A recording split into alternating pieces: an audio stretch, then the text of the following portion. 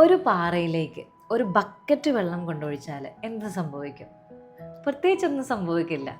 അതാ പാറയിലൂടെ അങ്ങനെ ഒഴുകിപ്പോകും.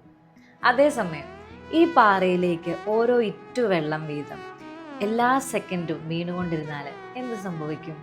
ആ പാറയുടെ മുകളിൽ ചെറിയ ചെറിയ ഹോൾസ് നമുക്ക് കാണാൻ സാധിക്കും.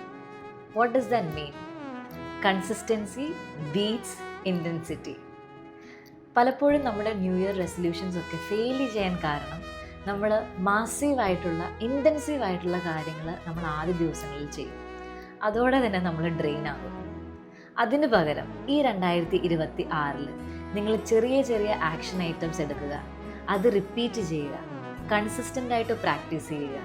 അങ്ങനെയാണെങ്കിൽ നിങ്ങളുടെ ലൈഫിൽ നിങ്ങൾക്ക് ഉറപ്പായിട്ടും സക്സസ് ലഭിക്കും. So today's challenge is take small actions and be consistent. Thanks for watching.